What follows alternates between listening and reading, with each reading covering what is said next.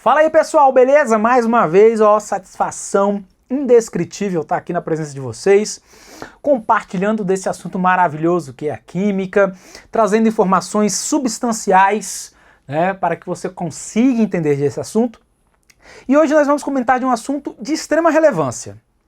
Parece besteira, mas não é.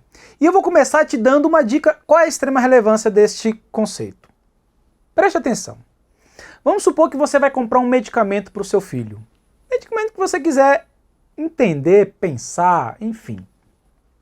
E este medicamento possui uma composição. Beleza? Composição qualquer. Só que a Anvisa, que é o órgão governamental que controla a comercialização de medicamentos, ela percebeu que esse medicamento que você comprou está fora das especificações. Em outras palavras, tem uma certa impureza. Perguntou: você vai dar esse medicamento para o seu filho? Se a resposta foi não, me diga por que foi não. Ah, professor, porque está fora das especificações. Ah, professor, tem impureza, essa impureza pode causar algum problema. Pronto, você já me respondeu.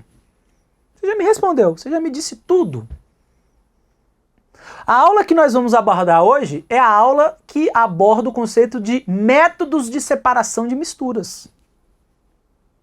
Aí você vai me perguntar, para que eu preciso saber disso? Você já me deu a resposta. Eu preciso entender como separar os componentes de uma mistura? Sim. Por quê? Porque de vez em quando é importante, né? De vez em quando é fundamental. Se a indústria, se o laboratório não fizer isso, vai dar problema. Então é exatamente isso que nós vamos abordar hoje. Quais são os métodos de separação de misturas?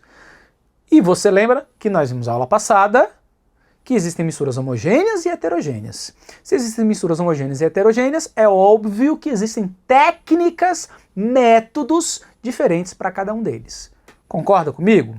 Show de bola? Então vamos começar a aula aí, já que você entendeu. Olha aí o slide. Então, como eu disse para vocês, nós vamos começar a estudar os métodos de separação de misturas. E eu gostaria de fazer o seguinte, gostaria de destacar esta palavra aqui, ó.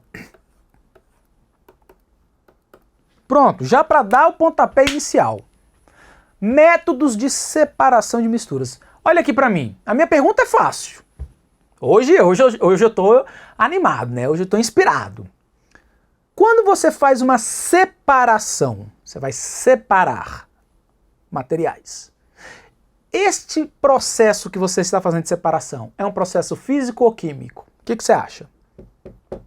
Separar é um processo físico ou um processo químico? Ou se você quiser usar o termo, é uma transformação física ou uma transformação química? O que você acha? Se você respondeu química, você respondeu errado. Eduardo, você tá doido? Infelizmente não. Quer ver? Eu usei o termo separação. Fechou? Possivelmente na sua residência você tenha um cesto de roupa suja.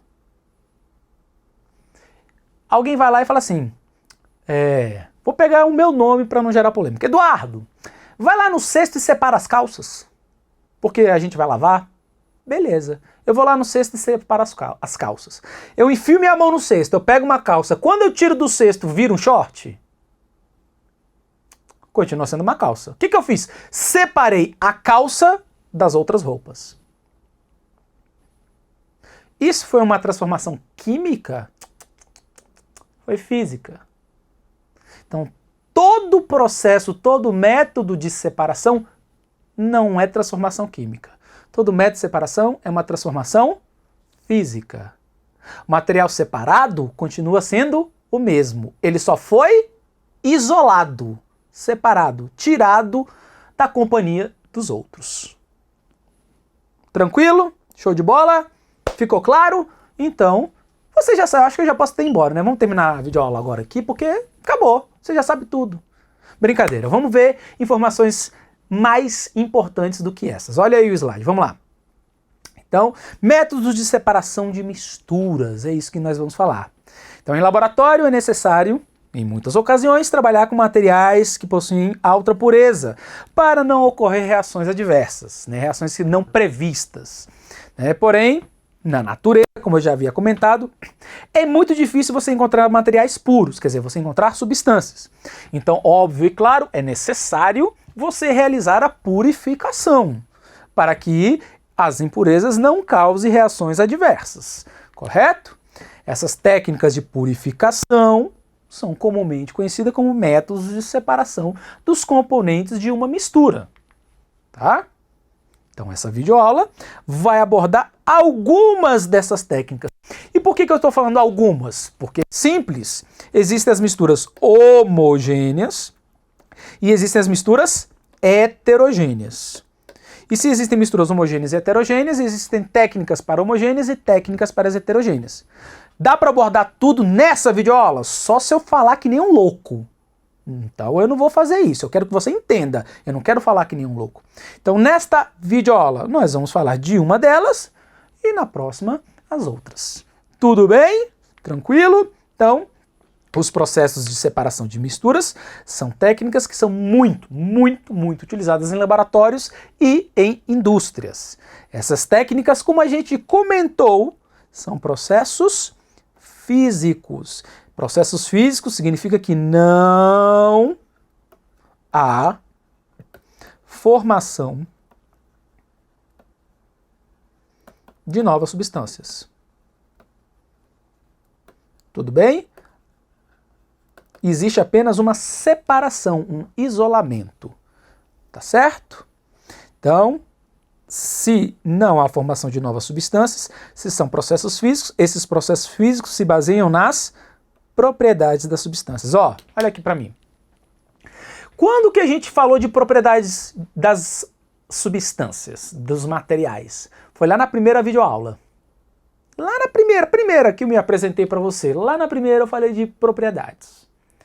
Continuo usando propriedades? Falei de propriedades na segunda aula? Falei. Falei na terceira? Falei. Falei na quarta? Falei.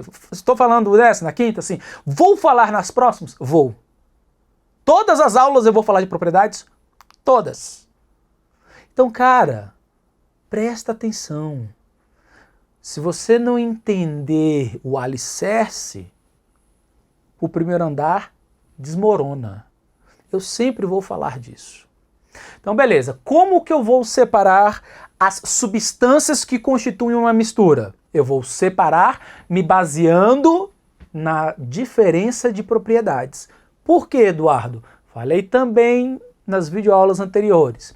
Substâncias diferentes possuem propriedades diferentes. Se elas estão misturadas, elas perdem as propriedades? Não. Água misturada com sal. A água deixa de ferver? Não. A água deixa de congelar? Não. Ela continua fervendo e congelando? Sim. E a propriedade da água vai ser alterada, modificada pela propriedade do sal? Estão misturados? Não. O ponto de ebulição da água vai ser um e o ponto de ebulição do sal vai ser outro. Mesmo misturado? Mesmo misturado.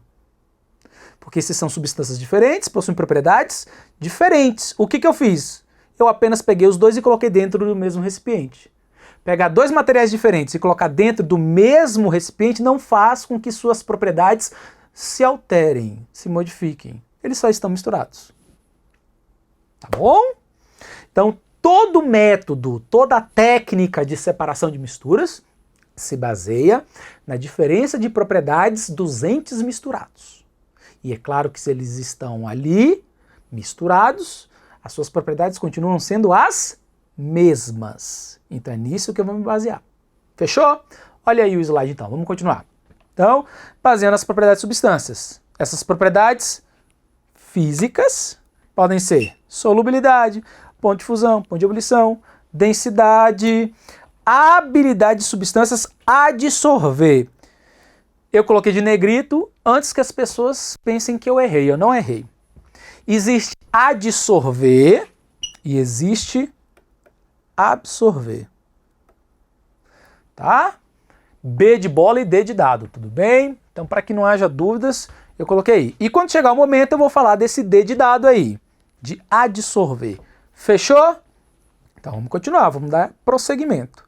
Então tá lá, né? Eu tenho as misturas, homogêneas e heterogêneas, técnicas, físicas, como eu falei, e os componentes dessas misturas eu purifico. Produzo substâncias. Técnicas físicas. Se eu usar técnica química, deixa de ser a substância e passa a ser outra substância. Tá? Beleza? Show de bola? Então vamos dar prosseguimento. Como existem misturas homogêneas e heterogêneas, também existem diferentes técnicas para a separação dessas misturas. Como eu já falei anteriormente. Para as misturas homogêneas, as técnicas mais utilizadas são a destilação simples e a fracionada. Mais utilizada, eu não disse que é a única. Tá certo? Eu não disse que é a única, eu disse que é a mais utilizada. Destilação simples e destilação fracionada, ambas vão ser processos físicos? Sim. Baseado no quê? Em qual propriedade eu me baseio para realizar este processo de separação? Então tá aí, ó. Para as misturas homogêneas, destilação simples e fracionada, eu uso a diferença dos pontos de ebulição dos materiais misturados. Beleza? Tranquilo? Para as misturas heterogêneas, aí eu tenho 1 milhão de técnicas que se baseiam em outras propriedades. Por exemplo, decantação baseia-se na diferença de densidade. Tá vendo? Mudou. Cada técnica de separação vai se basear em alguma propriedade. Beleza? Todas, mais uma vez eu destaco, são processos físicos, tá? Todas. Isso é importantíssimo, porque o avaliador adora fazer isso, né? Beleza? As misturas homogêneas, que também são chamadas de soluções, e nas soluções não podemos distinguir os componentes mesmo com poderoso microscópico. Por quê? Falamos isso em aulas anteriores. Nas misturas homogêneas ou soluções, a partícula dispersa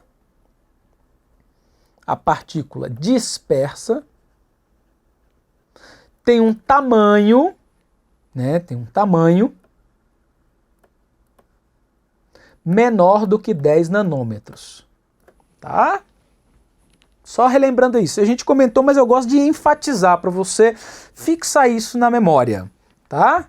Então, o processo de separação dessas misturas baseia-se na diferença do ponto de solidificação e fusão ou ebulição e condensação. Aqui a gente falou da destilação e aqui vai ser a fusão fracionada.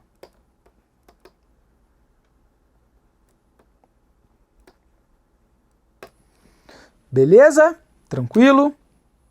Bem, a destilação simples, diferença do ponto de ebulição, é bastante utilizada para separar uma mistura de sólidos e líquidos, que formam uma mistura homogênea. Tá? Tranquilo? Show de bola. Então, destilação simples é bastante utilizada para separar uma mistura de sólido e líquido. O que eu faço? Aqueço a mistura. Quem vai sair primeiro? O líquido. Quem vai ficar? O sólido. Então tá aí, ó. Pronto, aí, ó. Destilação simples. Eu tenho uma mistura, ó. Eu tenho o soluto, que é a partícula dispersa.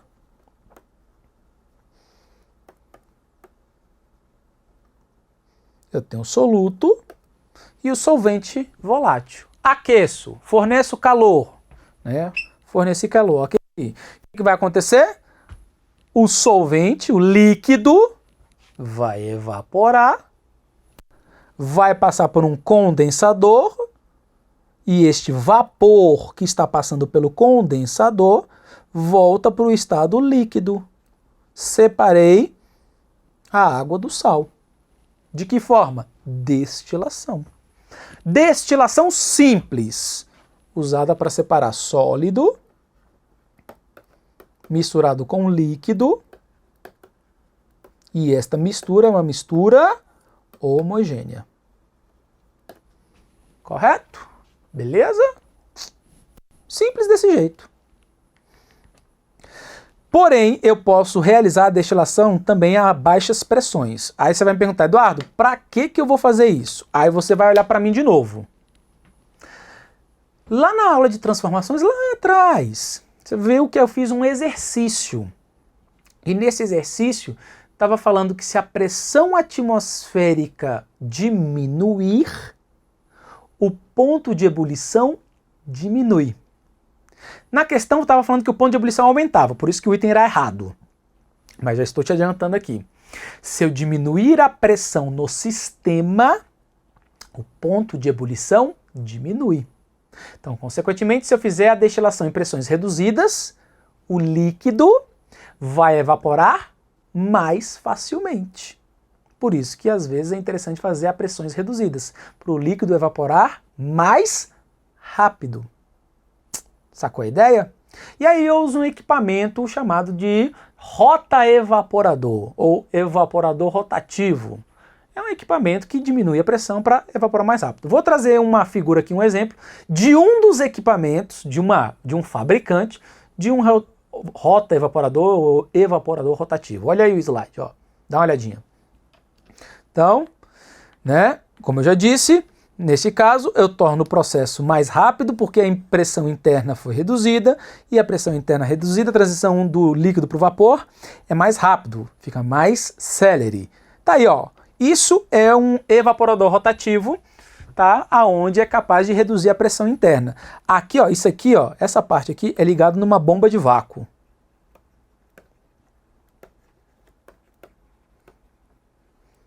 Tá? Diminui a pressão, o líquido que está aqui evapora mais rápido. Beleza? Só um exemplo para você ver a aplicabilidade disso em laboratório ou em indústria, tá? Mas além da destilação simples, eu também tenho a destilação fracionada. Eduardo, como eu vou diferenciar quando eu uso simples e fracionada? Simples é para sólido e líquido. A fracionada comumente é utilizada por uma mistura quando eu tenho líquidos. Então, líquido com líquido, eu tenho, então, que usar a destilação fracionada. Aí, neste caso, usa-se esse termo de destilação fracionada porque eu uso uma torre de fracionamento. Tá aí, uma torre de fracionamento. Correto? Então, a separação dos vários componentes do petróleo, que é uma mistura muito complexa, é realizada através da destilação fracionada. Esse processo, como eu disse, é muito utilizado para a separação de líquidos. Então, na separação do petróleo, eu uso uma torre de fracionamento. Olha uma imagem para ficar mais fácil aí, ó. Isso aqui é a torre de fracionamento. O que ela vai fazer? Vai separar os vários componentes do líquido, do petróleo. Fração 1, fração 2, fração 3, fração 4 e assim sucessivamente. Por isso que é chamada de destilação fracionada. Tá? O vapor vai bater numa desses patamares aqui, que ele está ampliando, e vai voltar para o estado líquido. Tudo bem? Claro que para o petróleo, né, quanto mais volátil for o componente do petróleo, menor o número de carbonos. Por exemplo, tá aí, ó. Então, quanto menor o número de carbonos, mais volátil, menor é o ponto de ebulição. Você pode perceber que quando vai crescendo a cadeia carbônica, vai aumentando a temperatura de ebulição. Tá certo? Então, mais volátil, menor temperatura de ebulição. Beleza? Show de bola? Destilação fracionada. Bem, outro método importante é a fusão fracionada. Fusão. Passagem do sólido para o líquido, né? Fusão fracionada. Nesse processo, ele é baseado na diferença do ponto de fusão dos materiais. Contudo, porém, entretanto, todavia, para a mistura eutética, falamos de misturas. O que é uma mistura eutética? Tem o ponto de fusão constante e o ponto de ebulição variável. Para este caso, é óbvio que este método de separação não é eficaz, não é utilizado, né? Normalmente, esse método é muito utilizado para separar materiais ou metais que estão misturados. Por exemplo, Eu tenho lá o metal A misturado com o metal B, misturado com o metal C. O que eu faço com esta liga metálica, com essa mistura? Eu aqueço. Olha o símbolozinho de aquecimento, já fiz isso. Um dos materiais dissolvem, ou dissolvem não, funde, né? Passa para o estado líquido e os outros continuam no estado sólido. O nome desse processo é chamado de fusão fracionada. Tudo bem? Tranquilo? Bem, outro método de separação, né, que está voltado para a transição de fases é a liquefação fracionada. Aí, ó, vamos lá. Liquefação.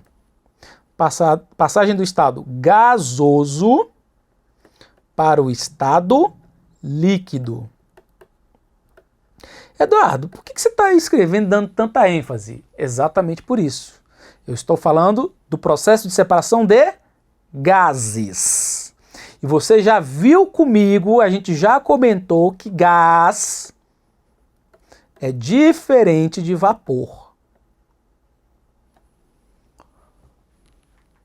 Tudo bem? Então, para que isso ocorra, para que ocorra a liquefação fracionada, é necessário variar a temperatura e a pressão. Por quê? Porque eu estou trabalhando com um gás. E para o gás voltar para o estado líquido, eu tenho que variar a temperatura e a pressão. Vapor não. Vapor, se eu alterar só a temperatura, eu consigo voltar para o estado líquido. Vapor. O gás, não. Por isso que eu estou dando essa ênfase. Então, isso ocorre devido à diferença de vapor e gás. É que nós já comentamos, mas eu estou dando ênfase para você não esquecer disso. Não esqueça. Tá certo? Beleza, então. Uma outra técnica pouco mais sensível, que poucas pessoas já ouviram falar, é a cromatografia. O que é a cromatografia? Então, cromo, cor, grafia escrita. Então, esta técnica se baseia na diferente habilidade das substâncias adsorver. Apareceu de novo, adsorver com D de dado. Eduardo, o que é adsorver? Adsorver é depositar, impregnar a superfície. Quando ele impregna a superfície, a gente diz que ele adsorveu com o dedo de dado. Absorver é penetrar nos poros e ir para o interior do material. Isso é absorver. Depositar na superfície, impregnar a superfície é adsorver. Beleza? Essa técnica se baseia nisso, na adsorção dos materiais. Então tem material que adsorve com mais facilidade e outros não. E são difíceis de ser retirados. Quer ver um exemplo simples? Vou dar um exemplo rápido. Você conhece um tabagista, alguém que fuma. Essa pessoa que fuma, normalmente os dedos ficam com cheiro do tabaco, dos componentes, né, do cigarro, da cigarrilha, enfim. Fica com cheiro. Se esta pessoa for até uma pia e lavar com sabonete, lavou lá com sabonete, voltou. O cheiro continua? Continua. Mas por que, Eduardo? É porque as substâncias estão adsorvidas, depositadas na pele. Na pele. E a água não é capaz de tirar elas. Agora você faz a mesma coisa com óleo. Pega a pessoa, manda ela mergulhar no óleo e ficar esfregando a mão lá no óleo. Aí depois ela tira, lava a mão com água e sabão e cheira. O cheiro desapareceu. É a capacidade que o material tem de absorver na superfície. Tá vendo? Eu posso usar isso, essa técnica, essa ideia para separar os componentes. Isso a gente chama de cromatografia. Beleza? Olha aí o slide então. Vamos detalhar essa técnica. Dá uma olhadinha. Então, essa técnica baseia-se nisso. Então, cromatografia vem do grego, já falei disso, dessas palavras que vêm do grego, que significa escrevendo colorido, porque a primeira forma de visualizar isso foi aparecendo cores. Tá? Existem vários tipos de cromatógrafo, mas a técnica se baseia na diferença de coloração que aparece na fase estacionária. Como assim, Eduardo? Tá lá. Vou explicar a cromatografia. Tem uma fase móvel e uma fase estacionária. Na fase estacionária, eu vou depositar uma gota da mistura e vou fazer com que a fase móvel suba pela fase estacionária através de um fenômeno chamado capilaridade. Quando a fase móvel passar pela gota da mistura, ela vai separar os componentes da mistura baseado na diferença de adsorção. Como assim, Eduardo? Algumas ficam mais impregnadas no papel, outras ficam menos impregnadas no papel. Essa diferença de impregnar, de adsorver, é o que a gente chama de análise cromatográfica. Tá? Então, essa que ficou aqui tem mais afinidade pelo papel, essa que subiu até aqui tem mais afinidade pelo solvente. Cromatografia. Tranquilo? Beleza? Show de bola? Então falamos das técnicas de separação de misturas homogêneas. Vamos ver como os avaliadores cobram esse assunto. Difícil? Tranquilo. Olha aí o slide, vamos lá. Então, concurso para técnico em químico aí, ó. Ele fala assim: observe a seguir um processo cromatográfico em placa de camada delgada, também chamada de Thin Layer Chromatography, né? Cuja amostra contém dois componentes, composto 1, composto 2.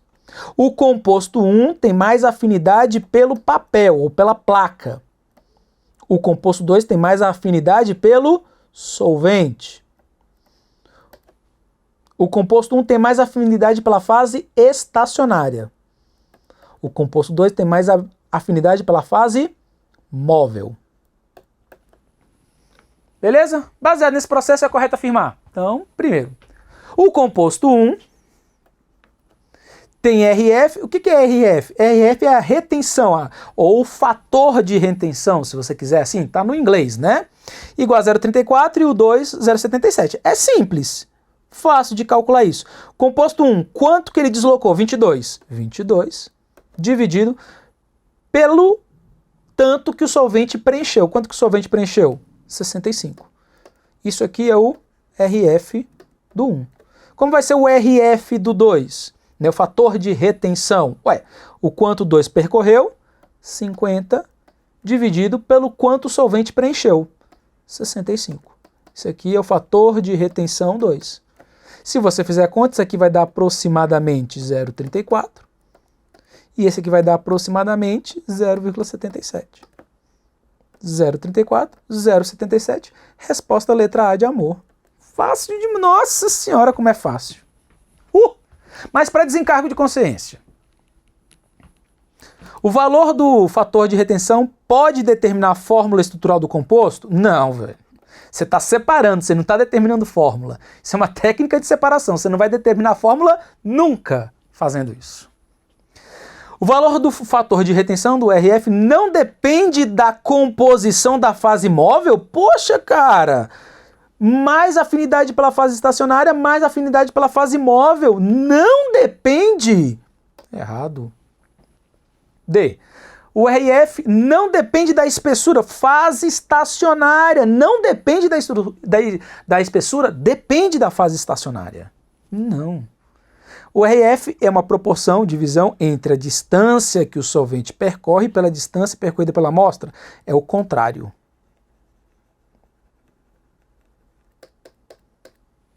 Né?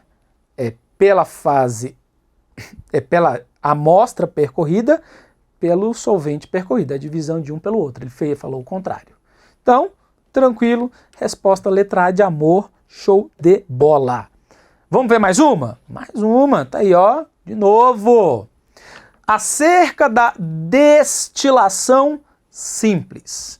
Técnica de separação de misturas homogêneas da mistura de um sólido com um líquido. Vamos lá. Processo que envolve basicamente aquecimento da mistura, vaporização de um dos líquidos, condensação do seu vapor e coleta em um segundo recipiente. Poxa, quer que eu fale mais? Lindo! 2. Usado para separar componentes contidos em uma mistura de líquidos de pontos de ebulição, cujos valores são muito distintos, ou quando um dos componentes da mistura não irá sofrer vaporização na faixa de trabalho daquela destilação. O que mais eu posso falar? O que mais que eu posso falar? Tem que ter uma grande diferença? Tem que ter uma grande diferença. Não tem nem como falar. Se a diferença for próxima, uma próxima da outra, eu não uso simples, eu uso fracionada. Tem que ter uma grande diferença. Por isso que normalmente é sólido e líquido, tá? porque a diferença dos pontos de ebulição é muito grande. 3. A mistura a ser destilada é colocada num balão de destilação e aquecida geralmente por uma manta de aquecimento. Beleza. O aquecimento provoca a vaporização do líquido de menor ponto de ebulição? Exatamente. E este vapor é forçado para cima, para dentro de um condensador. Lindo.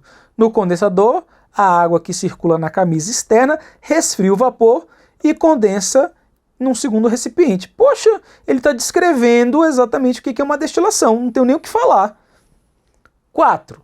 Quando um líquido começa a se vaporizar, entre em contato com o termômetro de controle do sistema. Durante toda a sua vaporização, a temperatura marcada fica constante. Sim, propriedades da substância. Substância possui propriedades constantes. Tá tudo certo, 1, 2, 3, 4. Não preciso nem falar muita coisa. 1, 2, 3 e 4 só pode ser a letra A de amor.